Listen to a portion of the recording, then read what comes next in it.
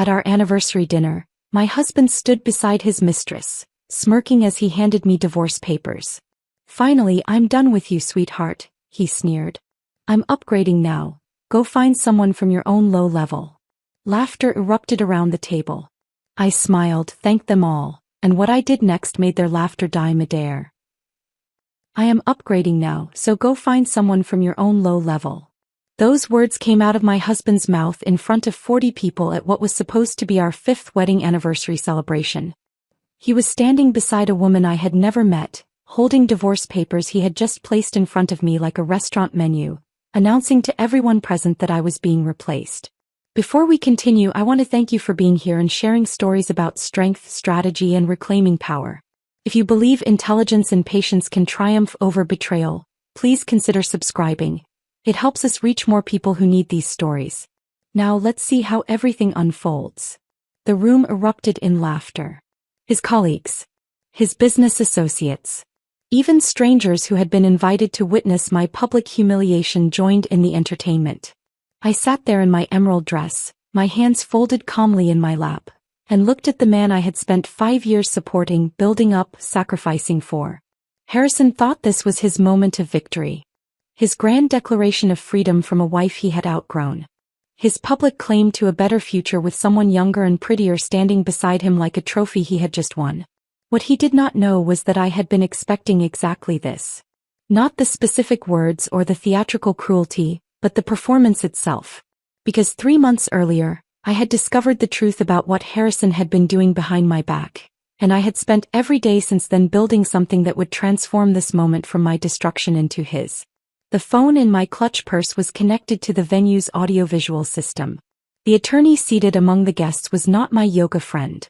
The evidence I had compiled over 90 days was about to appear on every screen in this room. And the laughter that currently filled the expensive event space was about to die in a way none of them would ever forget. But to understand how I got to this moment, you need to know how the marriage started. 7 years ago, I met Harrison Whitmore at a marketing conference in Chicago. He had been presenting on commercial property development strategies, standing at the front of a hotel ballroom wearing a navy suit that made him look successful and confident. The way he spoke about building a real estate empire made it sound inevitable rather than ambitious. He talked about the future like it was something he could construct with his bare hands, and I found that vision intoxicating. We went for coffee after his presentation. Then dinner. By the end of that weekend, we had exchanged numbers and made plans to see each other again despite living in different cities. The long-distance phase lasted 6 months before Harrison relocated for a property development opportunity that brought him to my city. He said it was for work, but I liked to believe I was part of the decision. When he proposed 2 years later at an upscale restaurant downtown, I said yes without a moment of hesitation. I believed we were building something together. That marriage meant partnership, mutual support, creating a life that reflected both our dreams and contributions. I threw myself into that partnership with everything I had. Harrison was launching his commercial real estate firm and I became more than his wife. I became his foundation. I introduced him to contacts from my marketing firm, people who trusted my judgment enough to take meetings based solely on my recommendation. Those introductions led to his first major property deal, the one that established his credibility in an industry where reputation determined whether you succeeded or failed. I managed our household so Harrison could focus entirely on building his business. I took on all the invisible labor that kept our lives running smoothly. The grocery shopping and meal planning, the bills and mortgage payments, the coordination with repair people and service providers, the social calendar management that ensured we maintained relationships with people who mattered for his career advancement. I hosted dinners for his business associates, transforming our suburban home into a space where deals could be discussed over wine and carefully prepared meals. I learned to read the room during those gatherings, understanding when to participate in conversation and when to fade into the background. I became skilled at making Harrison look good in front of people whose opinions affected his business prospects. I supported every late night he spent at the office.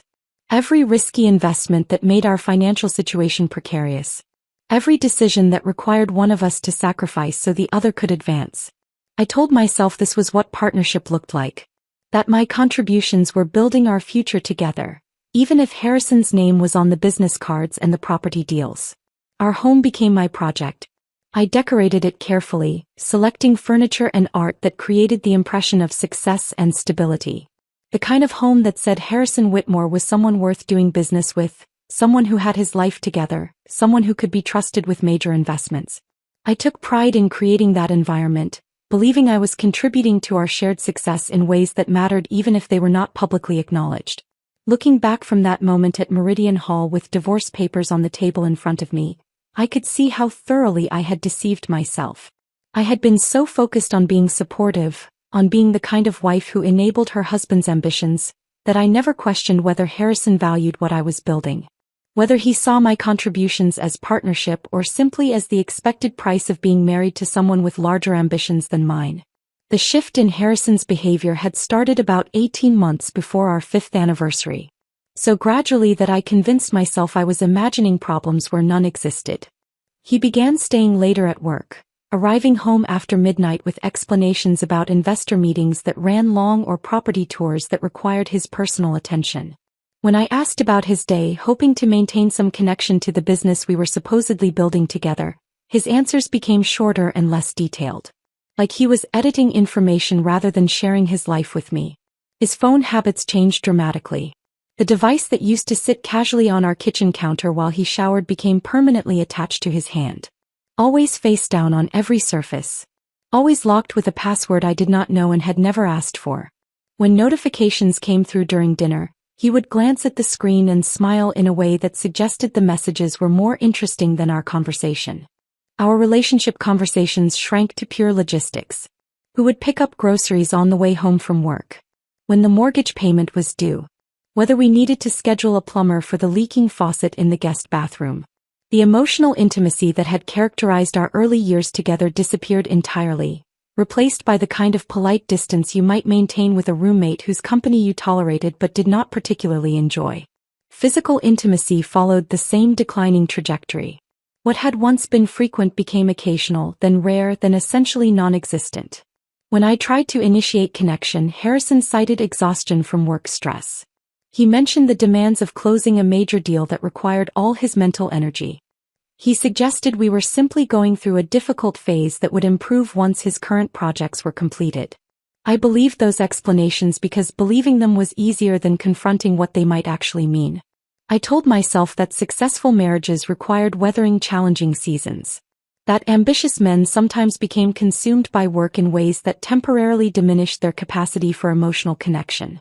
That my role as a supportive partner meant giving Harrison the space he needed to focus on building the business that would eventually benefit us both. I made excuses to myself constantly. I made excuses to my sister Emma, who started asking uncomfortable questions about why we never seemed happy anymore when we were together at family gatherings. I made excuses to our friends who noticed we no longer acted like a couple at social events, sitting on opposite sides of rooms and barely speaking to each other unless someone directly engaged us both in conversation. I was so determined to believe my marriage was fundamentally sound that I ignored every signal suggesting otherwise. Every late night that smelled like unfamiliar perfume. Every weekend work emergency that took Harrison away from home for entire days. Every unexplained charge on our credit card statements that I noticed but convinced myself had reasonable explanations I simply had not thought of yet. The anniversary invitation arrived 3 weeks before the party, delivered via email on a Tuesday morning while I was getting ready for work. Not as a text message from Harrison. Not through a conversation over breakfast about planning something special for our 5th anniversary. But as a formal e-vite with professional design and calligraphy announcing a celebration at Meridian Hall, one of the most expensive event venues in our city. I stood in our bedroom staring at my phone screen, feeling something cold settle deep in my stomach. Harrison had not voluntarily planned anything for us in 3 years. Our previous anniversary had passed with takeout Chinese food and a greeting card I had purchased for myself and signed his name to because I could not bear marking 5 years of marriage with absolutely nothing. Yet here was an invitation to an elaborate party I knew nothing about. 40 guests I had not helped select. A venue I had not been consulted about. An entire evening orchestrated without a single conversation with me, despite the fact that I was supposedly the person being honored at this celebration. I scrolled through the guest list with growing unease. Harrison's business partners and colleagues dominated the names. People whose faces I could barely recall despite having met them at various work functions over the years. My sister Emma was included, which provided small comfort. A handful of mutual friends who would probably feel as uncomfortable as I expected to feel, watching whatever performance Harrison had planned. The realization hit me with absolute clarity. This was not about celebrating our marriage. This was about something else entirely. Something that required an audience and formal planning and a venue expensive enough to make an impression on the people Harrison wanted to witness whatever he was preparing to do. That afternoon during my lunch break, I called Emma from my car in the office parking lot. She answered immediately, and I could hear the concern in her voice before I even finished explaining about the invitation. Gemma, when a man who has not planned anything in 3 years suddenly throws an expensive anniversary party without consulting his wife, that is not romance, she said carefully. That is something else. You need to be ready for whatever he is planning to do in front of all those people. Her words articulated the fear I had been trying to suppress. I wanted to defend Harrison, to insist she was wrong, to maintain the illusion that my marriage was simply going through a rough patch rather than actively falling apart. But I could not make myself believe the excuses anymore. 3 weeks later, I would be sitting at Meridian Hall in an emerald dress, watching my husband announce our divorce to 40 witnesses while standing beside his mistress. But in that moment, sitting in my car with Emma's warning still echoing in my mind, I made a decision that would change everything. I was not going to be a victim. I was going to be ready. That decision to be ready rather than reactive carried me through the rest of the week. I moved through our house like someone inhabiting a space that no longer belonged to her, touching furniture I had selected and looking at photographs documenting a marriage that now felt like fiction. Harrison came and went with his usual detachment, barely registering my presence beyond logistical exchanges about schedules and household maintenance. Saturday morning arrived 3 weeks before the anniversary party. Harrison left at 6 for his routine at the downtown gym, the exclusive club he had joined 8 months earlier, claiming he needed to network with high-net-worth clients. I heard the front door close and his car pull out of the driveway while I was still in bed, pretending to sleep because our mornings had become exercises in avoidance rather than connection. I got up 30 minutes later and went downstairs to make coffee. My weekend ritual involved grinding beans fresh and using the French press Harrison had given me 3 years ago for my birthday, back when he still paid attention to things I liked. The kitchen was quiet except for the sound of water heating and beans grinding, familiar domestic sounds that felt strange now that I understood how thoroughly the foundation beneath them had cracked. His laptop was sitting open on the counter. Harrison never left his laptop open anymore. Everything had become password protected and private over the past 18 months. His devices treated like classified documents that required constant vigilance. Yet there it sat, screen glowing faintly in the morning light coming through our kitchen windows. I was pouring hot water over the coffee grounds when the notification appeared. A small pop-up in the corner of the screen that I could see clearly from where I stood. My hands stilled on the French press handle as I read the words that made time stop. Weekend away with Elle, Napa Valley Resort, confirm reservation. The dates displayed were for next month. Thursday through Sunday. 4 days at the romantic vineyard resort I had been suggesting we visit for 2 years. The place I had bookmarked on my computer and mentioned repeatedly while trying to find something that might restore what had been lost between us. Not with me. Little. Someone who warranted a single initial rather than a full name, suggesting either careful discretion or the kind of casual intimacy where full names became unnecessary between people who knew each other well. I set down the French press with deliberate care, my coffee forgotten as I walked the 3 steps to where his laptop sat open and unguarded. The shower upstairs was still running. Harrison would be occupied for at least another 10 minutes, possibly 15 if he followed his usual routine. I should have closed the laptop, respected his privacy, walked away and convinced myself there was an innocent explanation for what I had seen. But my hands were already moving, already clicking on the notification to open the calendar application fully. The screen filled with entries I had never seen before. Weeks and months of scheduled appointments that told a story I had been refusing to acknowledge even as I lived inside it. Lunch with Elle appeared every Tuesday and Thursday at noon. Always during hours Harrison claimed to be meeting with investors or touring properties in neighborhoods too far away for me to casually visit. The entries stretched back through weeks of calendar history, a pattern so consistent it was clearly routine rather than occasional. Evening at Elle's place, populated most Thursday nights. The same evenings Harrison told me he was attending networking events with other real estate professionals, coming home after midnight smelling like wine and cigarettes, explaining he had stayed late to make the right connections with people who could advance his business. I scrolled further back, watching months of my marriage rewrite themselves as I discovered the truth beneath the explanations I had accepted. The Napa Resort reservation was not an isolated romantic gesture. It was part of a pattern stretching back 14 months. 14 months of systematic deception while I had been maintaining our home and planning our anniversary and wondering why I felt so desperately alone in a marriage that was supposed to eliminate loneliness. The earlier entries were more explicit, created before Harrison had apparently learned to use initials for discretion. Dinner with Lila at Harborview. Meet Lila at the Grandmont Hotel. Pick up gift for Lila. Lila. Not an initial anymore but an actual name. A real person who had occupied 14 months of my husband's life while I was being the supportive wife who made sure his shirts were pressed and his mother received birthday cards on time. The shower upstairs turned off. I had maybe 5 minutes before Harrison came downstairs expecting breakfast and the same oblivious wife he had been deceiving for over a year. I opened his email application, my hands moving faster now as adrenaline overrode the shock.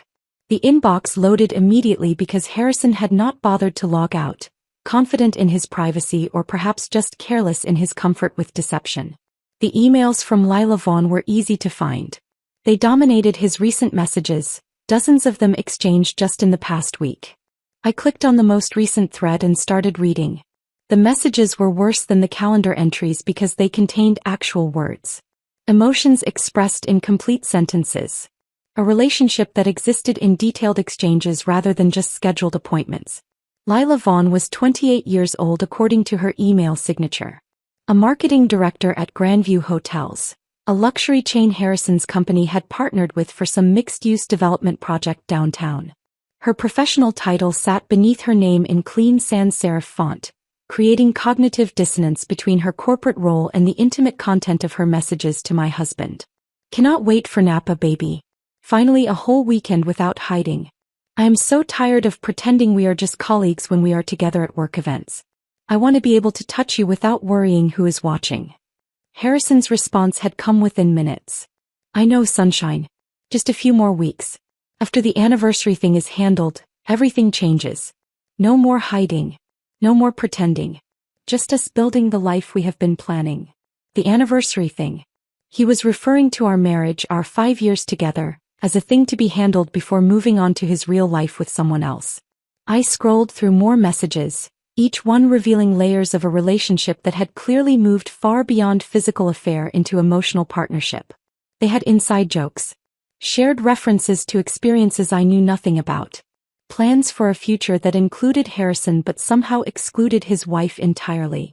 Harrison called her sunshine, the best part of his day, his reason for getting up in the morning, phrases I dimly remembered him using with me during our courtship, before they became casualties of familiarity and the comfortable routine of established marriage. But the truly devastating discovery was not emotional. It was financial. Buried in their email exchanges was a shared folder Harrison had given Lila access to, labeled Our Future, with a kind of optimistic certainty that made my stomach turn. I clicked on it and watched spreadsheet after spreadsheet load on screen. Assets Harrison was moving.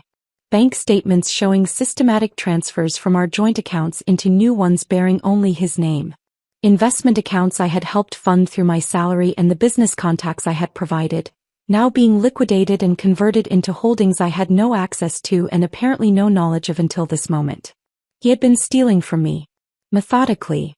Deliberately. For months. I found statements for accounts I did not know existed. Transfers of substantial amounts that should have required both our signatures but apparently had not. Documentation showing Harrison had been using our home equity as collateral for business loans without my knowledge or consent, putting our house at risk for investments that would benefit only him if the marriage ended. There was even a draft postnuptial agreement buried in one of the subfolders. I opened it and read through terms so one-sided they would have been comical if they had not represented the systematic theft of everything I had helped build during 5 years of marriage. Harrison would keep the business, the investment accounts, the retirement funds, most of the property we had accumulated together. I would receive a small settlement that might cover 6 months of basic living expenses if I was careful with spending. He was not just planning to leave me. He was planning to leave me with nothing while he started a new life with someone younger and more exciting, someone worthy of the successful version of himself he wanted to present to the world. I heard movement upstairs. Footsteps crossing the bedroom floor toward the stairs. Harrison would be down in less than 2 minutes, expecting his Saturday morning routine to proceed exactly as it always did. My first instinct was confrontation. To scream. To throw his laptop across the kitchen and watch it shatter against the wall. To demand explanations and apologies and some acknowledgement of what he had been doing to destroy us. But something stopped me. Some survival instinct that recognized anger without strategy was just noise. That confrontation without preparation would give Harrison time to hide more assets, delete more evidence, construct more lies that I would have no way to disprove. I pulled out my phone instead. Started photographing everything on his screen with hands that were steadier than they had any right to be. Every calendar entry. Every email exchange. Every financial document showing the systematic transfer of our shared assets into accounts bearing only his name. My hands moved with mechanical efficiency while my mind processed the complete destruction of everything I had believed about my marriage. I created a secure cloud storage account under a pseudonym, using my work email and a password Harrison would never guess. Uploaded every photograph while listening to him move around upstairs getting dressed. Then I closed his laptop exactly as I had found it, notifications still visible on the screen, and returned to making coffee like the previous 10 minutes had not just dismantled my entire understanding of my life. Harrison came downstairs 5 minutes later, hair damp from the shower and gym clothes bundled in his arms. He was humming something under his breath, looking relaxed and satisfied in a way I had not seen in months. "Good workout?" I asked, my voice remarkably normal considering what I had just discovered. "Great," he said, leaning in to kiss my forehead with the same casual affection you might show a moderately appreciated household pet. "Sorry I am running late though. Can you wrap those eggs to go?" I wrapped his breakfast in foil and handed it to him along with a travel mug of coffee I had poured while he collected his things. Watched him grab his laptop without noticing anything amiss. Waved as he headed out for another Saturday at the office that probably involved Lila rather than actual work. The door closed behind him. His car started in the driveway. I stood alone in our kitchen with cold coffee and the weight of knowledge I could not unknow. Then I sat down at our kitchen table, opened my own laptop, and began researching divorce attorneys who specialized in financial fraud within marriages. The search for divorce attorneys who specialized in financial fraud took me down a rabbit hole of legal websites and consultation forms that all blended together after the first dozen. I needed someone who understood that this was not just about ending a marriage but about recovering assets that had been systematically stolen and preventing Harrison from controlling the narrative of our separation. Catherine Ross's name appeared repeatedly in online reviews and legal forums discussing complex divorce cases involving hidden assets. Her website was professional but not flashy, featuring testimonials that read like victory reports from women who had been in situations similar to mine. One review in particular caught my attention. Catherine recovered money my ex-husband swore no longer existed and made him pay for trying to hide it. I called her office Monday morning from my car, parked in a grocery store lot 3 blocks from my workplace because I could not risk anyone from my office overhearing this conversation. The receptionist who answered had the kind of efficient professionalism that suggested she fielded calls from desperate women regularly and knew how to assess urgency. "I need a consultation about divorce involving financial fraud," I said, keeping my voice steady despite how strange the words felt coming out of my mouth. "How soon can you come in?" she asked without hesitation. "As soon as possible. Tomorrow afternoon at 2. Bring any documentation you have. Bank statements, emails, photographs, anything that supports what you are telling me." Tuesday afternoon found me walking into a steel and glass building downtown that screamed expensive legal expertise from the marble lobby to the elevator panels. Catherine's office occupied the 14th floor, and when I stepped off the elevator into a reception area decorated in calming neutrals, I felt simultaneously out of place and exactly where I needed to be. Catherine Ross was in her mid-40s, impeccably dressed in a charcoal suit that probably cost more than my monthly salary. Her handshake was firm, her office organized to the point of intimidating, and when she gestured for me to sit in her conference room, I noticed she had already pulled up a notepad and recording device. "Tell me everything," she said simply. I showed her the screenshots on my phone. Walked her through the calendar entries and emails. Explained the financial documents I had discovered showing systematic asset transfers. By the time I finished, 40 minutes had passed and Catherine had filled several pages with notes in handwriting so precise it looked typed. "Your husband," she said, looking up from her notepad with an expression that somehow managed to be both sympathetic and predatory, "is both dishonest and sloppy. That combination will be his downfall." She asked questions for another 30 minutes, drilling into details about our financial situation, the timeline of when things changed, whether I had noticed any other suspicious behavior. Then she leaned back in her chair and outlined what would happen next. Over the following 2 weeks, Catherine assembled a team that operated with military precision.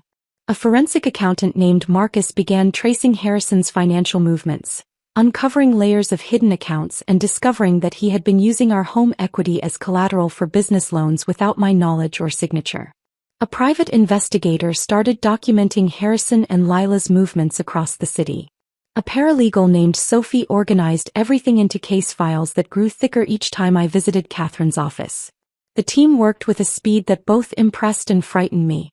Marcus discovered a storage unit registered under Harrison's business partner's name containing the vintage watch collection Harrison had claimed he sold 3 years ago when business was supposedly tight. The collection was worth at least $40,000, sitting in climate-controlled storage while Harrison told me we needed to be careful about spending. The credit card analysis revealed charges at luxury hotels that appeared on our joint account. I had been helping finance Harrison's romantic getaways without knowing they existed. Marcus documented dinners at expensive restaurants, jewelry purchases from boutiques I had never visited, even spa treatments that clearly had not been for my benefit. The private investigator captured video footage of Harrison and Lila meeting for lunch at places where any business associate might see them, holding hands across tables and laughing with the easy intimacy of an established couple. The surveillance showed them entering hotels in the middle of afternoon, emerging hours later with body language that left little doubt about what had occurred inside. 3 weeks into building our case, Catherine called me back into her office for what she described as a strategic planning session. She had been reviewing Harrison's patterns and had noticed something significant about the timing and nature of the anniversary party. "He is planning something public," Catherine said, her expression serious in a way that made my stomach tighten. "The expensive venue, the guest list heavy with business associates, the formal invitations. This is not about celebrating your marriage. This is theater." She explained that men like Harrison did not just want to leave their wives. They wanted to be seen leaving. To be witnessed making what they considered an upgrade. To have their decision validated by people whose opinions mattered to their professional and social standing. "The anniversary party is not a celebration," Catherine continued. "It is a stage. He is going to do something there and we need to be ready with a response that is equally public and far more devastating." Her assessment made terrible sense.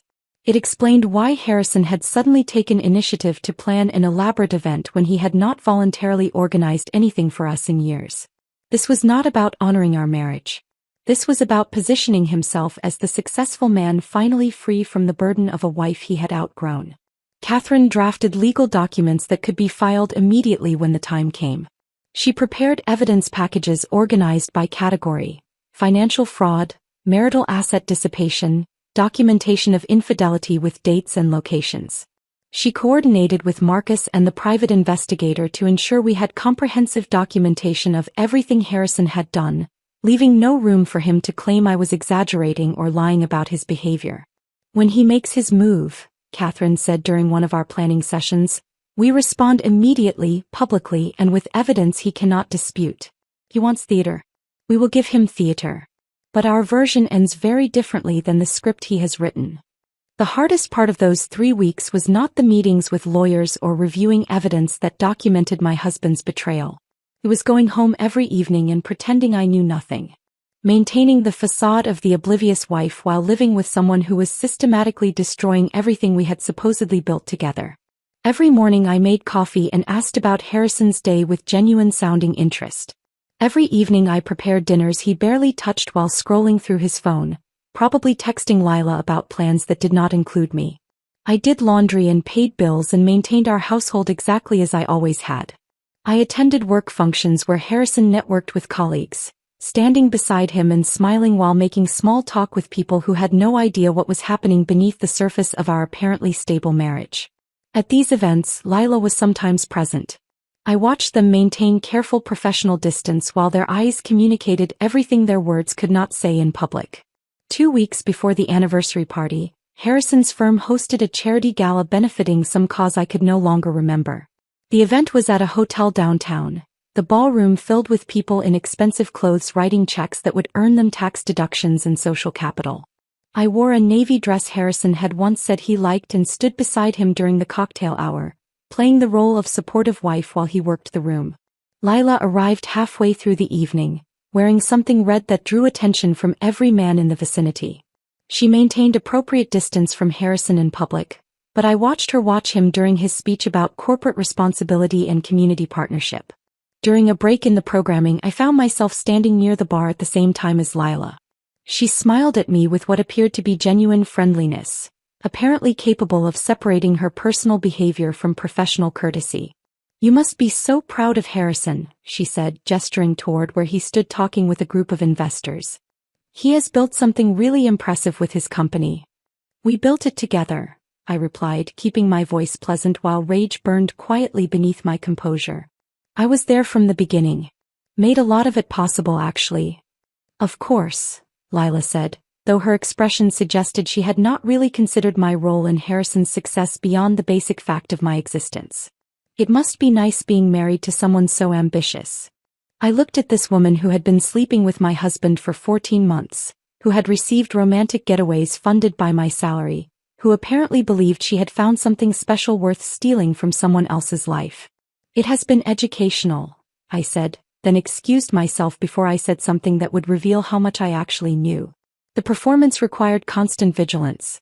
Every word carefully chosen. Every facial expression controlled. I complimented Harrison's new clothes without mentioning they appeared in our closet despite his claims that business was challenging. I admired his improved physique without noting that his dedication to fitness had somehow eliminated his interest in physical intimacy with his wife. I became the perfect version of the oblivious wife Harrison needed me to be. The woman who suspected nothing, questioned nothing, threatened nothing. All while Catherine and her team built a comprehensive case that would destroy everything he was planning. The anniversary party was now only 1 week away. Harrison had been coming home earlier some evenings, almost jovial in a way I had not seen in months. He was excited about something. Confident. Like someone about to execute a plan he believed would work perfectly. He had no idea I was executing a plan of my own. The final week before the anniversary party moved with the strange quality of time that feels both too fast and impossibly slow. Each day brought me closer to the confrontation I had been preparing for while simultaneously stretching out in a way that made every interaction with Harrison feel like performance art that required exhausting levels of concentration. Tuesday evening Harrison came home at 6, which was unusual enough that I looked up from the kitchen counter where I was preparing dinner with genuine surprise. He had not arrived home before 8 on a weeknight in months, and seeing him walk through the door while the sun was still visible felt disorienting. "Thought I would actually have dinner at home tonight," he said, loosening his tie and heading straight for the bourbon decanter on the sideboard in our dining room. He poured himself 2 fingers and settled into his chair at the table with the air of someone making a deliberate choice to be present rather than someone who actually wanted to be there. I brought over the pasta I had been making and sat across from him. We ate in silence for several minutes before Harrison cleared his throat. "This is going to be a special night on Sunday," he said, watching me over the rim of his glass. "Really special. I invited everyone important. Your sister is coming, right?" "Emma will be there," I confirmed, keeping my voice neutral despite the cold weight settling in my stomach. "Good. That is good." He swirled his bourbon and I noticed his hand was not quite steady. Nerves or excitement, I could not tell which. "I want everyone there. Want them to see where we are. Where things are going." The phrasing was careful, deliberately vague in a way that could mean anything depending on how you chose to interpret it. I played the role of supportive wife who assumed the best intentions. "It was thoughtful of you to plan something," I said, the lie tasting bitter even as the words came out smooth and genuine sounding.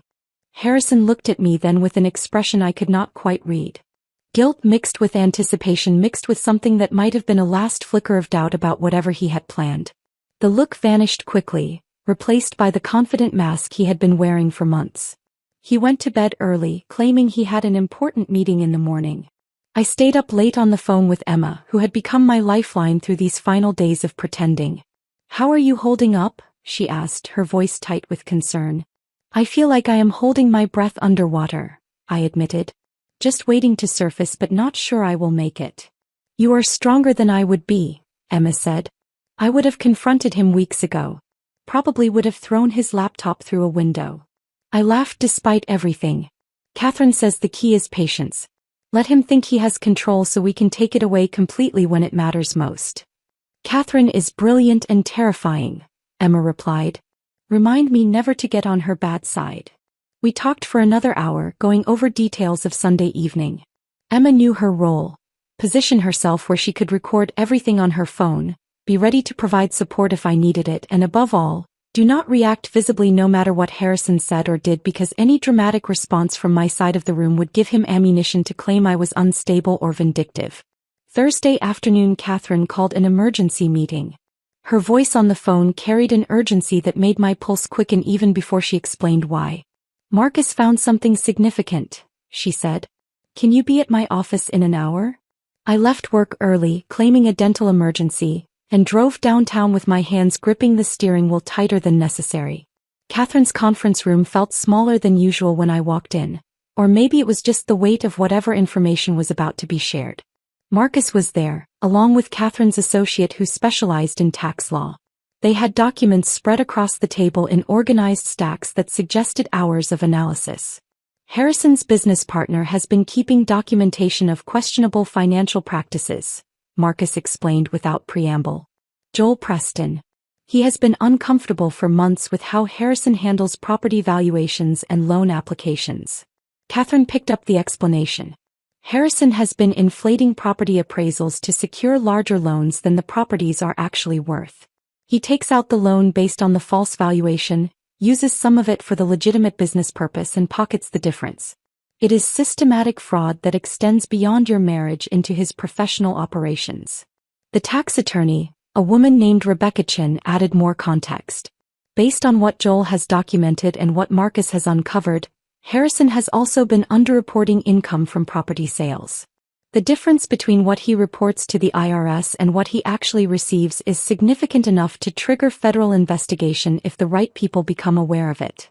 I sat down slowly, processing the scope of what they were telling me. So this is not just about divorce anymore. This is about documenting a pattern of fraudulent behavior that extends into multiple areas of his life, Catherine said. "When you expose what he has done to you personally, we will also be exposing practices that could result in criminal charges. Joel is willing to provide testimony if necessary, but he wants legal protection for himself since he was technically aware of some of these practices even if he did not participate in them." "Can you arrange that?" I asked. "Already in process," Catherine replied. "Rebecca has contacts at the IRS who will be very interested in this information. We have drafted a formal complaint with enough detail to trigger an investigation, but we are holding off on filing it until after Sunday." "Why wait?" "Because timing matters," Catherine explained. "If we file before the party, Harrison might get wind of it and change his plans. We need him to proceed with whatever he has orchestrated for Sunday evening. We need him confident and exposed. Then we hit him with everything at once. The personal betrayal, the financial fraud within your marriage, and the professional misconduct that threatens his entire business." The scope of what we were building felt overwhelming. This had started as documentation of an affair and asset concealment. Now it encompassed potential federal crimes and the destruction of everything Harrison had built professionally. "You need to leave no room for doubt," Catherine said, reading my expression accurately. "No space for him to claim you are a vindictive ex-wife exaggerating the truth. When you reveal what he has done, it needs to be so thoroughly documented that nobody, not his colleagues, not his business partners, not even his lawyers, can question the evidence." Friday afternoon I picked up the emerald dress I had ordered 2 weeks earlier from a boutique downtown. The silk was beautiful, the cut flattering in a way that made me feel powerful rather than decorative. Emma had come with me for moral support, and we were heading back to my car when my phone buzzed with a text from Harrison. "Wear something nice tomorrow. I want you to look good for our guests." I showed the message to Emma, who actually threw her own phone across the interior of my car in frustration. "He is unbelievable. He is going to publicly divorce you and he wants you to dress up for it." "That is exactly what I need," I said, surprising myself with how calm I sounded. "His arrogance is what makes this work. He is so confident I will comply with his expectations even as he destroys our marriage that he cannot imagine I might have plans of my own." Emma retrieved her phone from where it had landed near the passenger side floor mat. "You are terrifying when you are strategic. Remind me never to cross you." That evening Harrison worked late again, or claimed to. I sat alone in our living room with a glass of wine, going through the evidence one more time on my laptop. Photographs of Harrison and Lila at restaurants. Video footage of them entering hotels. Financial documents showing systematic theft. Email exchanges revealing a relationship that had lasted 14 months while I was supporting his career and maintaining our household.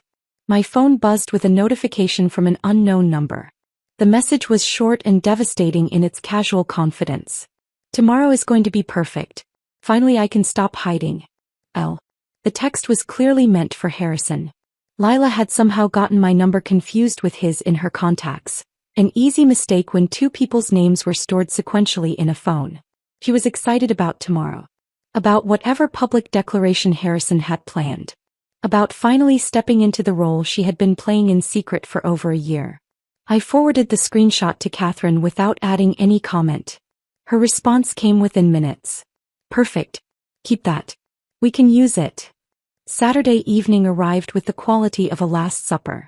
Harrison came home early again, poured bourbon for both of us without being asked, and actually sat with me in our living room instead of disappearing into his office. "I have been thinking about us," he said after several minutes of silence. I waited, letting him fill the quiet with whatever carefully constructed statement he had prepared. "Tomorrow is going to mark a new chapter. Things have been difficult, I know, but change can be good. Change can be exactly what people need to move forward." His words were deliberately vague, constructed to mean anything depending on interpretation. I played along because that was what the moment required. "Change can be good," I agreed. "Tomorrow will certainly be memorable."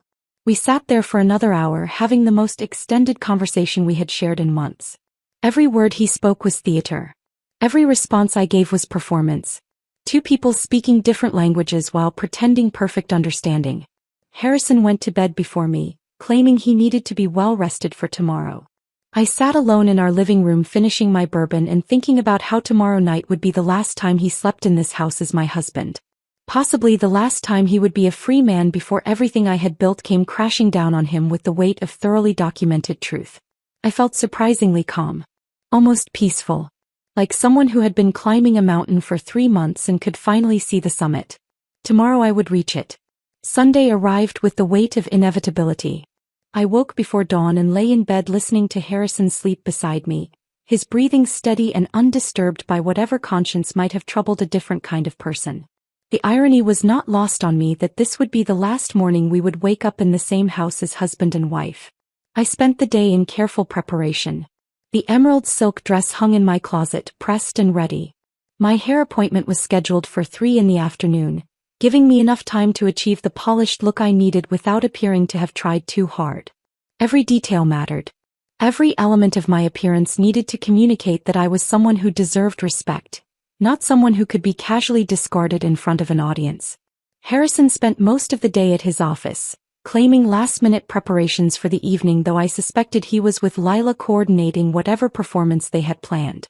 He came home at 4 to shower and change, passing me in the hallway with barely a word beyond confirming that he would meet me at the venue since he needed to arrive early to ensure everything was arranged properly. I was grateful for the solitude. It gave me time to center myself, to run through the plan one final time with Catherine over the phone, to prepare mentally for what was coming. At 6:30 I stood outside Meridian Hall alone. Emma had offered to arrive with me to provide moral support during those final moments before walking into whatever Harrison had orchestrated, but I had declined. I needed this moment to myself. Needed to walk through those doors on my own terms, carrying the weight of what I knew and what I was about to do. The building was stunning in the evening light. Glass and steel rising above the harbor, floor-to-ceiling windows reflecting sunset colors across the water in shades of amber and rose gold. The kind of venue that screamed expensive taste and careful planning. Harrison had spared no expense, which was ironic considering the expense came from accounts that legally belonged to both of us. I checked my phone one final time. Catherine had texted an hour ago confirming she was already inside, positioned among the guests as my supposed friend from yoga class. Marcus was parked nearby in case we needed additional documentation beyond what Emma would capture. Everything was in place. Every piece of the counter-strategy we had built over 3 months was ready to deploy. I took a deep breath that did nothing to settle the adrenaline coursing through my system. Smoothed the emerald silk of my dress. Checked my reflection in the building's glass exterior and saw a woman who looked far more composed than she felt. Then I walked through the entrance with my head high and my expression carefully neutral, every inch the devoted wife arriving to celebrate her anniversary, completely unaware that her marriage was about to end in front of 40 witnesses. The first thing I noticed was Lila. She stood beside Harrison near the entrance to the main event space, greeting guests as they arrived like this was her party, her celebration, her right to play hostess at an event supposedly honoring my marriage. The audacity was breathtaking. She wore red. A dress that probably cost what I earned in 2 months, the kind of designer piece that communicated wealth and taste in equal measure. Her hair was styled in loose waves that looked effortlessly romantic but had probably required hours with a professional stylist. Her makeup was flawless, camera-ready, perfect for whatever photographic documentation Harrison expected this evening to generate. She looked like success. Like youth. Like everything I apparently was not in Harrison's estimation of what he deserved. Harrison saw me before I reached them. His expression shifted through several emotions in rapid succession, too quickly for me to identify each one individually. Surprise maybe, or guilt, or possibly just the discomfort of seeing someone you are about to publicly destroy looking unexpectedly composed and beautiful. Gemma, he said, my name sounding foreign in his mouth after months of casual disregard. You look beautiful. Thank you, I replied with perfect politeness. The venue is stunning. You did an excellent job with the planning.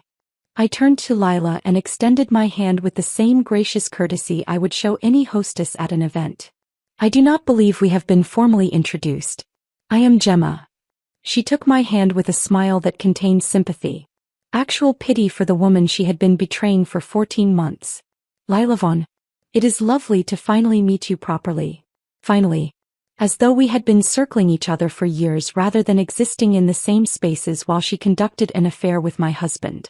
Lovely to meet you as well, I said, releasing her hand and moving past them into the event space before either could read anything in my expression beyond polite friendliness.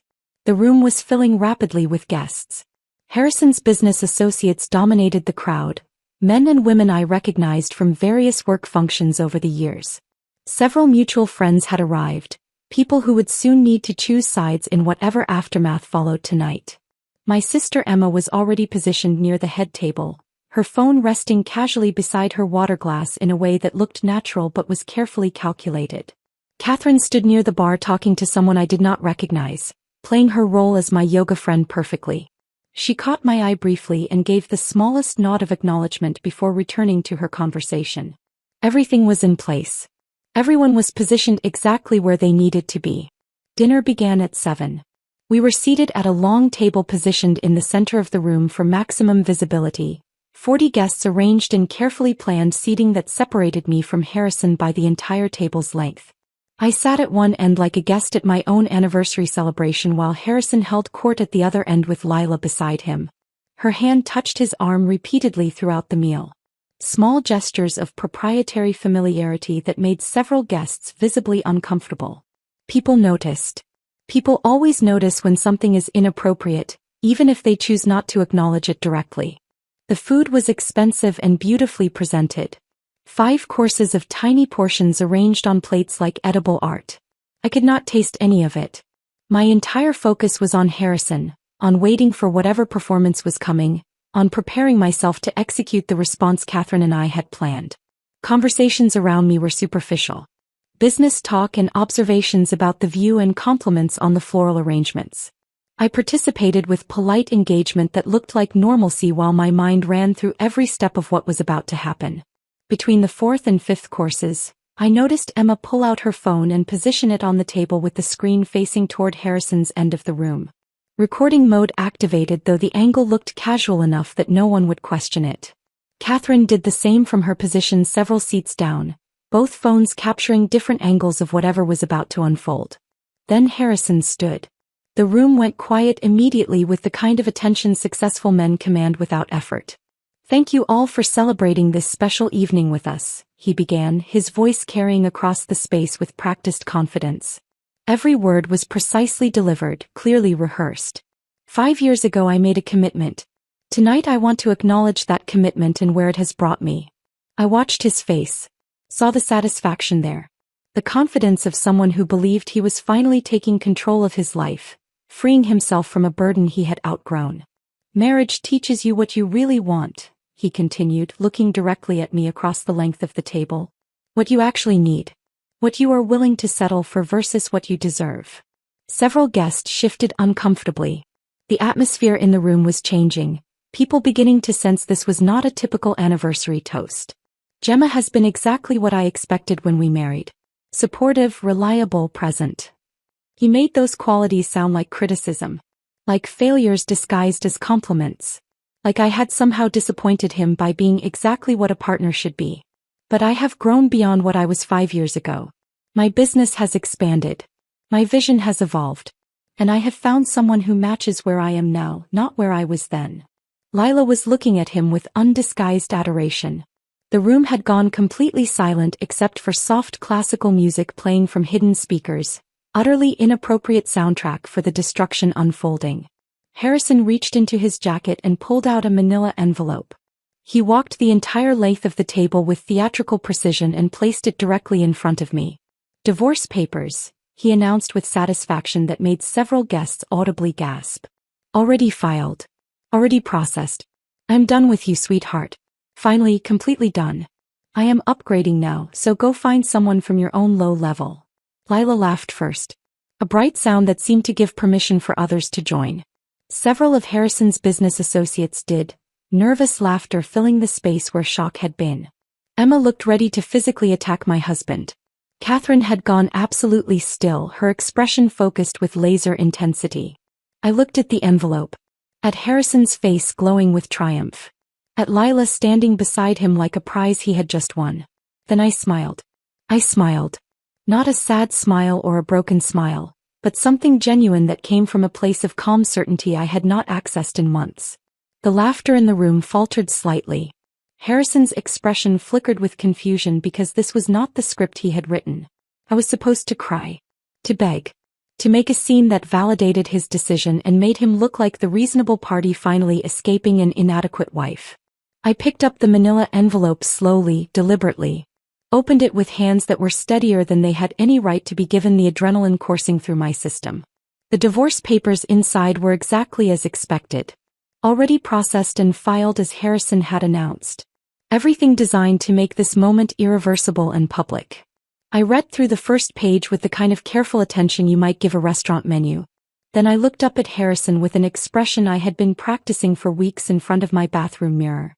"Thank you," I said quietly. But in the silence that had fallen over the room, my voice carried perfectly to every corner. "Truly, thank you for this gift." Harrison's confidence wavered visibly. This was not the response he had anticipated.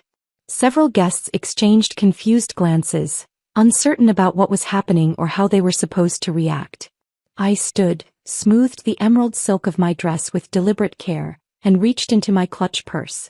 My phone emerged, held in a way that made several guests lean forward with curiosity about what I might do next. "Since we are sharing important documents tonight," I said, my voice steady and carrying across the room with unexpected authority, "I have something too. A little anniversary surprise of my own." I had arranged access to the venue's audiovisual system that afternoon, claiming I wanted to prepare a sentimental photo montage as a surprise for Harrison. The staff had been helpful, even showing me how to connect wirelessly to the large screens positioned around the room. My phone connected on the first attempt. The screens flickered to life. What appeared was not a sentimental photo montage celebrating marital happiness. It was Catherine's carefully edited video compilation, opening with simple text on a black screen. What Harrison did while Gemma planned their anniversary. The soundtrack was dramatic and cold. Something classical that made the entire production feel like a documentary rather than personal revenge. I had left the music selection to Catherine, who had chosen perfectly. Then came the photographs Marcus had captured over 3 weeks of surveillance. Harrison and Lila entering hotel rooms in the middle of afternoon. Timestamps were visible in the corner, showing dates and times that corresponded exactly with hours Harrison had told me he was touring properties or meeting with investors. Harrison and Lila having lunch at expensive restaurants. His hand on hers across white tablecloths. Their body language unmistakably intimate in ways that transcended professional interaction. Harrison and Lila at his exclusive gym working out side by side. Video footage showed them leaving together, getting into her car, driving to her apartment building. Text message screenshots appeared next. Conversations where Lila called him, "my future," and Harrison responded with promises about their life together once he handled the Gemma situation. The footage was damning not just because it proved infidelity. It showed a relationship conducted in public places where anyone might have seen them. It suggested either remarkable arrogance or complete confidence that I would never discover the truth. The room was absolutely silent except for the music and the sound of my video playing across multiple screens. Every guest was forced to watch from whatever angle was closest to them. There was no escaping it. Harrison's face had gone from triumph to shock to something approaching horror. He was watching his private relationship exposed in front of everyone he had invited to witness my humiliation.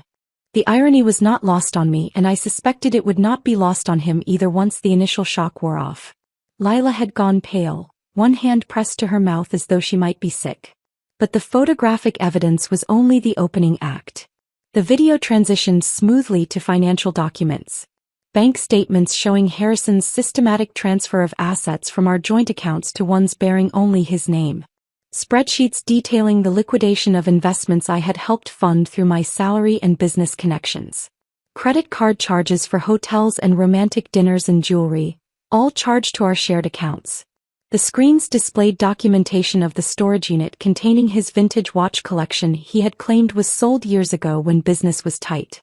The hidden accounts he had opened using our home equity as collateral without my knowledge. The draft postnuptial agreement so one-sided it demonstrated either legal incompetence or complete contempt for my contributions to our marriage. Several of Harrison's business associates were leaning forward now, reading the financial documents with the attention of people who understood exactly what they were seeing and recognized the legal implications. Then came the final piece. The evidence Catherine had saved for maximum impact. A letter from the Internal Revenue Service. Official letterhead, proper seals, signatures from actual federal officials Catherine had contacted through her network of legal connections. The letter outlined an investigation into Harrison's company for tax fraud related to unreported income from property sales. Income he had concealed not just from me but from federal authorities. The document detailed potential charges that could result in significant fines and possible criminal prosecution. 40 guests sat in absolute silence watching a successful man's reputation disintegrate in real time across multiple screens. Watching private financial crimes become public record.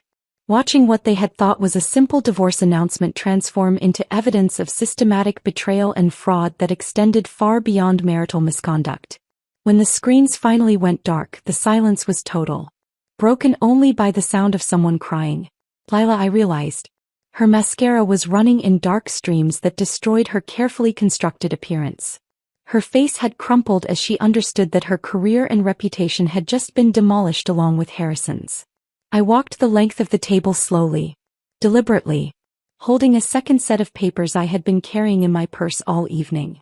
Harrison stood frozen, unable to speak or move. His face had gone from its earlier flush of triumph to a pale shade that suggested genuine shock. You wanted to upgrade, I said, looking directly at him. My voice was quiet but it carried in the silence. But you forgot that intelligence is not measured by age or appearance. It is measured by strategy. I placed the papers in his hands with the same casual cruelty he had shown me minutes earlier. These are from Catherine Ross, my attorney, I said loud enough for everyone to hear.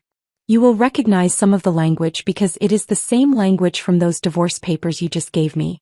Except in my version, you do not get the house you tried to transfer into your name alone using forged documents. You do not get the investment accounts you attempted to hide. You do not get anything beyond exactly 50% of our legitimately shared assets, and you will be returning every cent you stole. With interest. Catherine stood from her position among the guests. Professional and terrifying in equal measure, she commanded attention without raising her voice. The IRS documents are legitimate, she announced to the room. I contacted them personally regarding Mr. Whitmore's tax irregularities. They were very interested in the information Mrs. Whitmore provided about unreported income and property valuation fraud. Harrison's mouth opened, closed. No words emerged. He looked like someone drowning, unable to breathe or think or process what was happening to him. Several of his business associates were already pulling out their phones. I could see them typing rapidly, probably calculating how quickly they could distance themselves from someone under federal investigation. Professional relationships built over years were dissolving in real time as people made immediate decisions about association and liability. I turned to Lila, who was still crying silently beside Harrison. Your employer received an interesting package this afternoon, I said, my voice carrying the same quiet authority. Video evidence of an employee engaging in a romantic relationship with a business partner's spouse while using company resources to facilitate that relationship. Company hotels for personal use. Company expense accounts for romantic dinners. Company time for personal appointments. I believe they call that misappropriation of corporate assets. Lila made a sound somewhere between a sob and a gasp. Her company had strict policies about ethical conduct. Her career, like Harrison's reputation, was collapsing in the moment. I looked at the 40 guests, many of whom were now recording this scene on their phones just as they had recorded what they thought was my humiliation minutes earlier. Thank you all for witnessing this, I said. Your presence makes everything documented, public, and very permanent. I picked up my clutch purse, nodded to Emma and Catherine, who stood immediately to join me. Then I walked out of Meridian Hall with my head high and my dignity intact, leaving behind 40 stunned guests, a weeping mistress, and a husband whose life I had just systematically demolished using nothing more than patience, evidence, and the strategic application of truth. The glass doors of Meridian Hall closed behind us with a soft hydraulic hiss that felt final. The evening air was cool against my face after the climate-controlled interior of the venue, and I realized I was shaking slightly now that the performance was over and adrenaline was draining from my system. Emma linked her arm through mine immediately, her grip firm and grounding. Catherine walked on my other side, already pulling out her phone with the efficient movements of someone who had more work to do despite the late hour. We had left Harrison standing in that room full of people who were already calculating their distance from him. Left him holding divorce papers that would strip away everything he had tried to steal. Left him with federal investigation documents that transformed this from personal betrayal into potential criminal prosecution. Behind us, through the glass walls of the building, I could see movement inside the venue. Guests were standing now, clustering in small groups. Some were clearly leaving, gathering coats and purses and heading for exits. Others remained, probably discussing what they had just witnessed with the kind of fascinated horror people reserve for spectacular disasters they are grateful not to be experiencing personally. That was the most incredible thing I have ever witnessed, Emma said once we reached her car in the parking structure. Her voice shook slightly and I realized she had been holding tension for hours, playing her role as silent supporter while recording everything on her phone. Gemma, that was perfect. Everything was absolutely perfect. I leaned against her car and let out a breath I felt like I had been holding for 3 months. I need to not go home tonight. I cannot face that house right now. You are staying with me, Emma said immediately. For as long as you need. I already made up the guest room before I left for the party because I figured you would not want to go back there tonight. Catherine finished whatever she was typing and looked up at both of us. He will try to contact you, she said, her tone matter-of-fact. Probably within the hour. Angry first, demanding to know how you could do this to him. Then pleading, asking you to fix what you just did to his reputation. Do not respond to anything. Not texts, not calls, not emails. All communication goes through me now. I understand, I said. I am serious about this, Gemma. Any direct communication with him can be used to suggest you are open to reconciliation or negotiation outside proper legal channels. Let him spiral. Let him panic. Let his attorneys deal with the mess he created while we proceed with documenting and recovering every asset he tried to hide. We drove to Emma's apartment in separate cars. I followed her taillights through streets that felt surreal after what had just happened, like I was moving through a world that had fundamentally changed in the space of 30 minutes. Emma's apartment was in a renovated building downtown, smaller than the house I shared with Harrison but filled with furniture she had actually selected and art she genuinely liked rather than pieces chosen for their impression value. She poured wine for both of us while I sat on her couch trying to process the evening. My phone started buzzing around 9. Text messages from numbers I did not recognize. Notifications from social media platforms I rarely used. Emma's phone was doing the same thing, lighting up repeatedly with alerts. "Gemma," Emma said slowly, staring at her screen. "The video is already online." She turned her phone toward me. Someone had uploaded footage from the anniversary dinner to multiple platforms. The view count was climbing visibly, hundreds becoming thousands as we watched. "How many people were recording?" I asked. "At least a dozen that I could see," Emma replied. "Maybe more. Everyone had their phones out once your video started playing on the venue screens." We watched in real time as the anniversary dinner became viral content. The comments sections filled rapidly with responses that ranged from supportive to celebratory. People were praising what they called my strategic patience, mocking Harrison's arrogance, celebrating what they described as the most satisfying public revenge they had witnessed. Someone had already edited together a shortened version focusing specifically on Harrison's divorce announcement, followed immediately by my counter-reveal. The editing was professional, set to dramatic orchestral music that heightened the emotional impact. That version was spreading even faster than the raw footage. "This is insane," Emma said, scrolling through comment after comment. "There are hundreds of thousands of views already. Maybe more than 1 million at this point." By midnight the number had reached several million across different platforms. My face was being screenshot and turned into reaction images. Someone had created a meme using the moment I thanked Harrison for the divorce papers, captioning it with text about strategic planning and patience. That meme was being shared hundreds of thousands of times, becoming shorthand for calculated revenge. I turned off my phone around 1 a.m. because the constant notifications were overwhelming. Emma did the same after confirming that Catherine had everything she needed and would handle any urgent legal matters that arose overnight. "Try to sleep," Emma said, showing me to her guest room. "Tomorrow is going to be intense and you need rest." I lay in her guest bed staring at the ceiling for what felt like hours. Sleep seemed impossible despite exhaustion. My mind kept replaying the evening, analyzing every moment, questioning decisions even though everything had gone exactly according to plan. Monday morning arrived too quickly. I woke to sunlight coming through unfamiliar windows and the disorienting realization that my life had fundamentally changed overnight. Emma was already up, making coffee in her kitchen when I emerged from the guest room. "Catherine called," she said, handing me a mug. "She wants to talk to you this morning. Said it is important." I called Catherine back while Emma made breakfast neither of us would eat. The attorney answered on the first ring. 3 of Harrison's major investors pulled funding overnight, Catherine said without preamble. They issued statements citing concerns about financial irregularities and declining confidence in leadership. Joel Preston released a public statement distancing himself from Harrison's conduct, both personal and professional. He is trying to save the business by throwing Harrison completely under the bus. That was fast, I said. Self-preservation usually is. 2 property development deals Harrison was negotiating fell through. The clients do not want association with someone under federal investigation. And Lila was terminated from her position effective immediately. That last piece of information hit differently than the rest. Lila had made choices that destroyed her career, but there was something sobering about how quickly professional consequences manifested once personal misconduct became public. Her company released a statement about ethics violations and misuse of corporate resources, Catherine continued. Very brief, very corporate, but clear enough that everyone understands why she was terminated.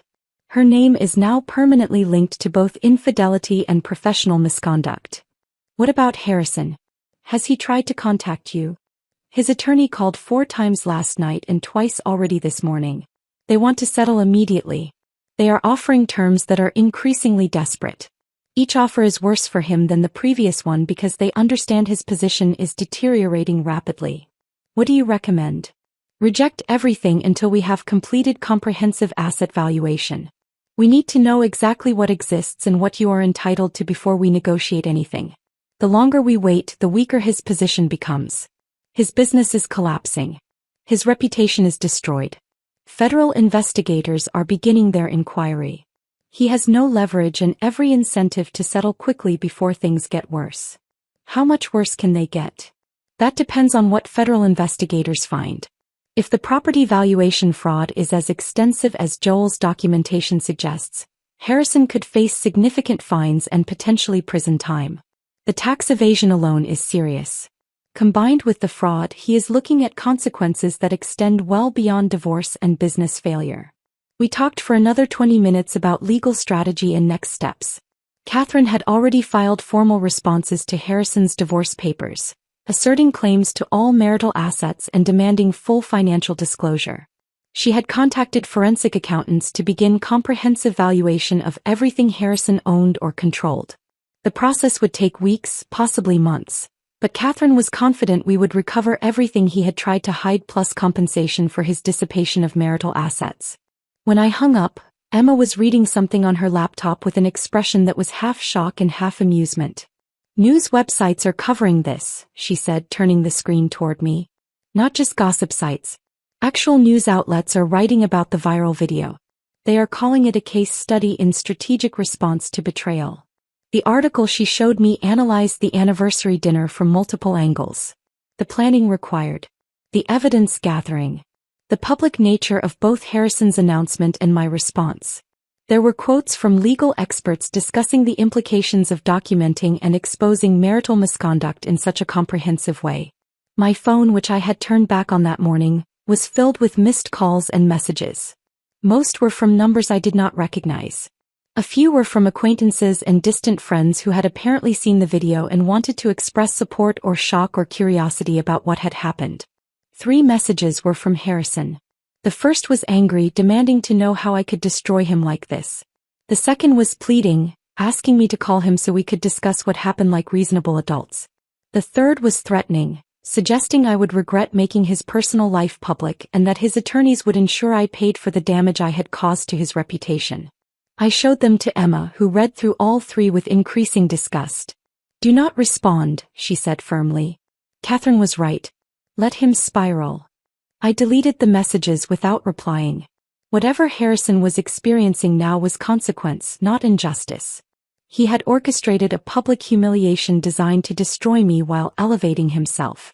The fact that his plan had backfired so completely was result of his own choices, his own arrogance, his own absolute confidence that I would never discover what he was doing or be capable of responding effectively. The rest of Monday passed in a blur of phone calls and legal consultations and moments of sitting quietly in Emma's apartment trying to process how completely my life had transformed in less than 24 hours. By evening, the viral video had been viewed tens of millions of times across multiple platforms. My face was recognizable now to strangers who had never met me but felt entitled to opinions about my marriage and my choices and whether public revenge was justified or excessive. I sat on Emma's couch that night with a glass of wine I was not drinking and realized that despite everything, despite the viral attention and the legal battles ahead and the complete destruction of the life I had been living, I felt something I had not experienced in 18 months. Relief. Relief settled over me that Monday evening in Emma's apartment, but it was complicated relief. The kind that comes with recognition that while one chapter had ended, the aftermath would require navigation through territory I had never experienced before. The divorce proceedings began formally the following week. Catherine filed comprehensive responses to Harrison's papers, asserting claims to every marital asset and demanding full financial disclosure with documentation requirements that would take his attorneys weeks to compile. The process was methodical and exhausting, involving depositions and document production and endless meetings in Catherine's conference room reviewing financial statements and property records. Harrison's attorney tried multiple approaches to expedite settlement.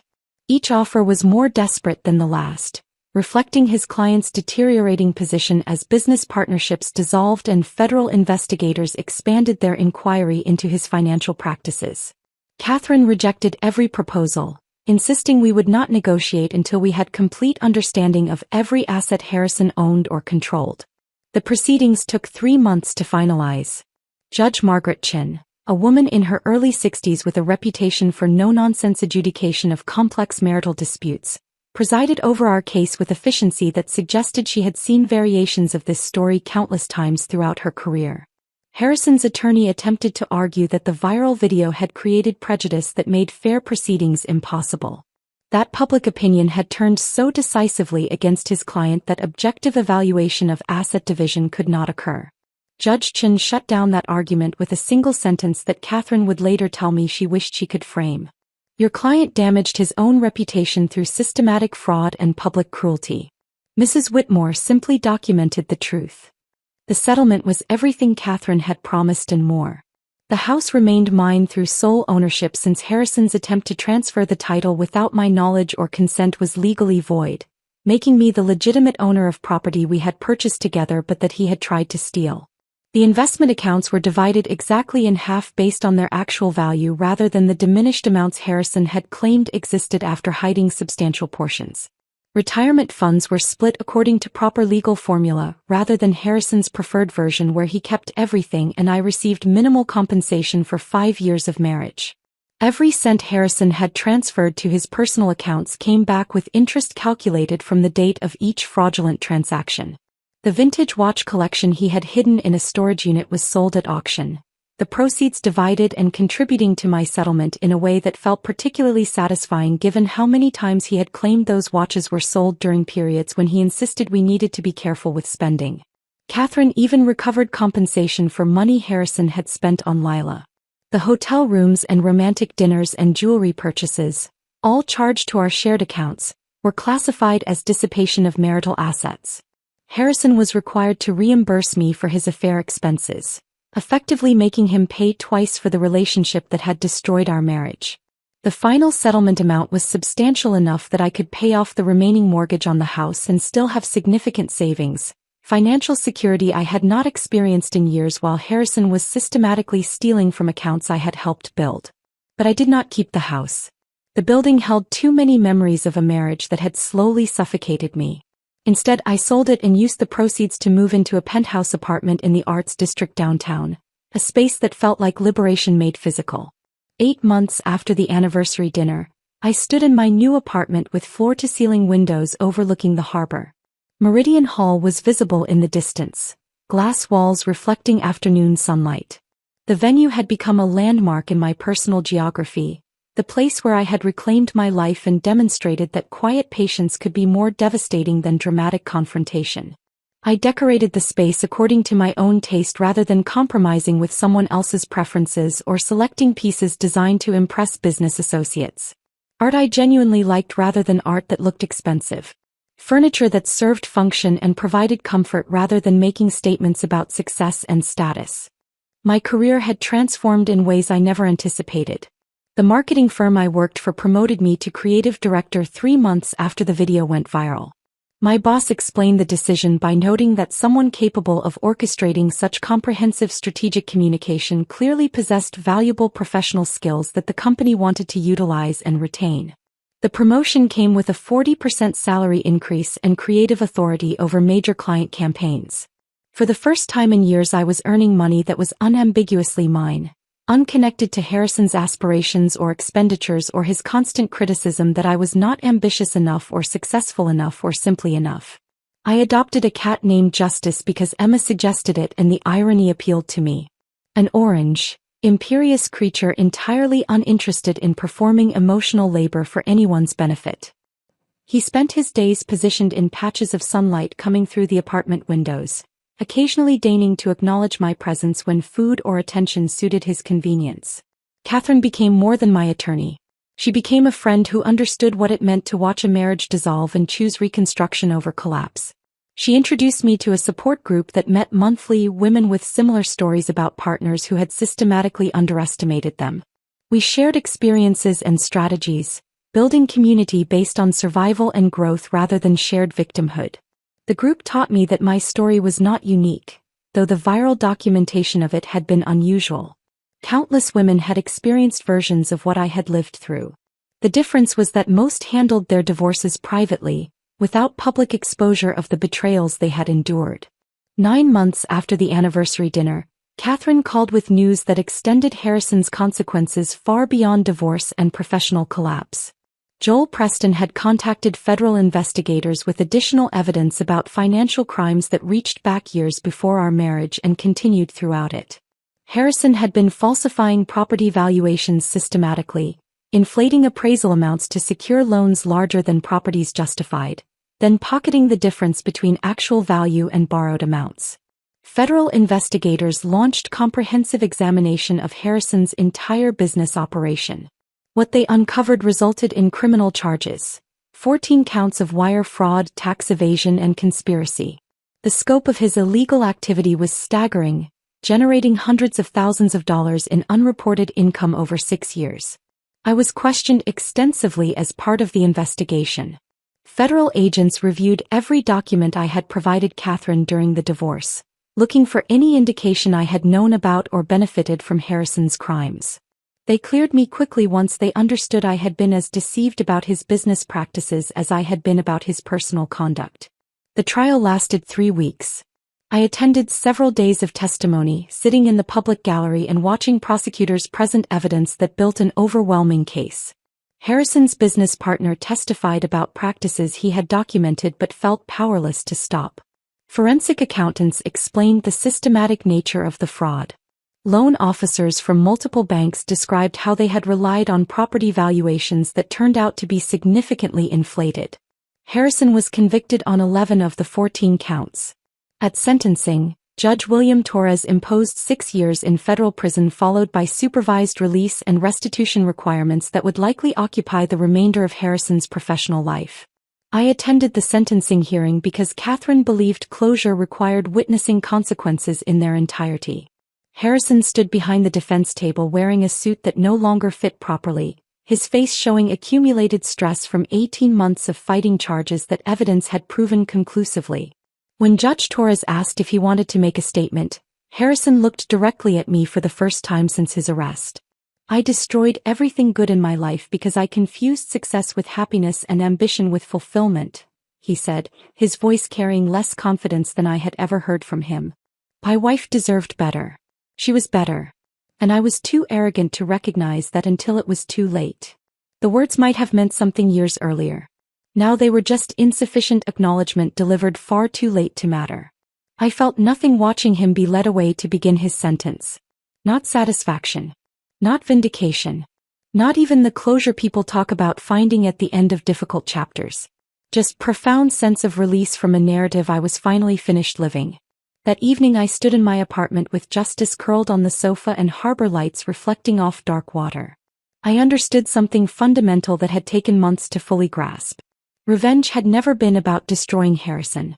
It was about refusing to be destroyed by him. About documentation rather than confrontation. Strategy rather than emotion. Patience rather than impulse. Harrison had wanted to upgrade. What he actually did was trade partnership for performance. Someone who knew him completely for someone who knew only the version he performed for public consumption. The real upgrade had been mine. From wife defined by marriage to woman defined by choices. From someone who absorbed criticism about inadequacy to someone who recognized that inadequacy belonged to the person delivering judgment rather than receiving it. The anniversary dinner video still circulates occasionally on social media, resurfacing whenever someone compiles examples of public accountability or strategic response to betrayal. I no longer feel exposed by it. Instead, it has become a permanent reminder that quiet people are not weak people. They are simply waiting for the right moment to demonstrate exactly how dangerous underestimation can be. If this story of calculated justice and strategic revenge kept you captivated from beginning to end, show your support by hitting that like button right now. My favorite moment was when Gemma calmly thanked Harrison for the divorce papers before revealing the comprehensive evidence that would destroy everything he had built. What was your most satisfying moment in this story? Share your thoughts in the comments below. Do not miss more powerful stories of resilience, justice, and triumph over betrayal. Subscribe and hit that notification bell so you are notified the instant we upload new content.